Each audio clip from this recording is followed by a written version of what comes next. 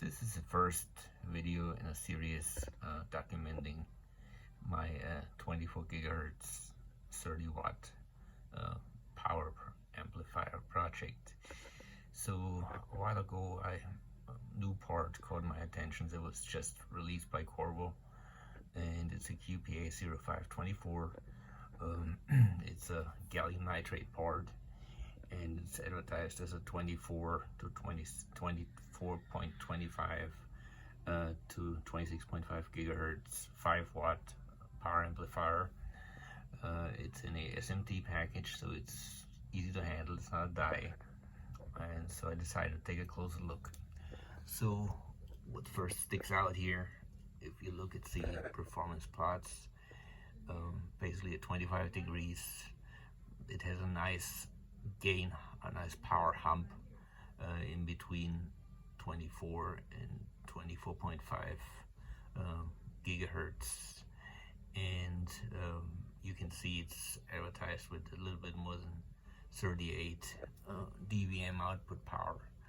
So it would actually be more like about 6-7 watts in the vicinity, and the PAE 25% is also not too bad, since this part is a gallium nitrate part. It runs off 20 volts, so the IDQ is fairly low, and they got the bias points here with 105, 126, 147 milliamps, and then the current under drive for 25 degrees C is about 1.3 amps, so not bad either. And so you can also run with different VD settings up to 24 volts, so you can expect even more output power if you raise it up. So let's see what this part actually can do once we get it in.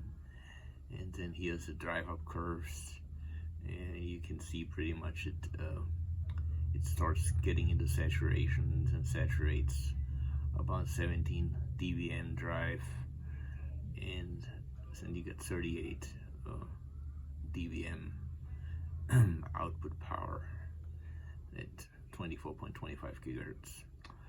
So okay, I decided to start out by creating a layout, and that's how it looks like.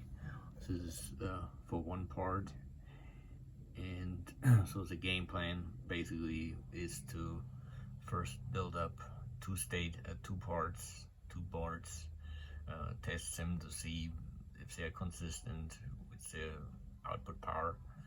This whole board will go inside a machined enclosure with 2.92 millimeter connectors, and then once those fit and work and are repeatable, then basically I will combine multiple stages together, and then the plan is basically to use the same base layout, but then use either Wilkinson's or 3dB hybrid couplers to combine two stages together to get to 10 watts, and then combine the 10 watt stages together to get the high output power to 20, 30, or 40 watts.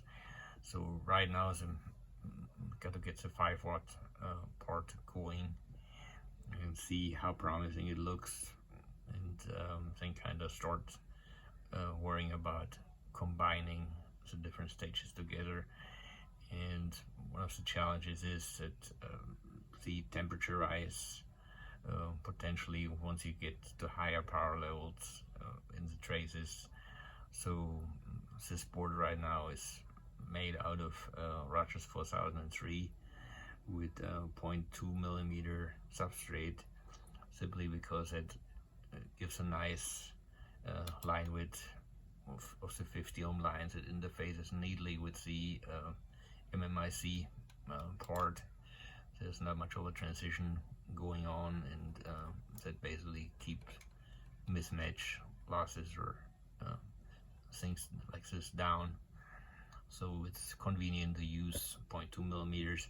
But since the disadvantage is the narrower your lines, the higher the temperature rise is going to get in the trace, and once you get to higher powers, then this could very easily become a problem. So I still need to simulate this, and then might end up having to separate the combiners, use a different board material, and just hook them together with short coax lines. So we'll see how it pans out. So this is it for now. Stay tuned, follow me for future updates on this project, and see you later.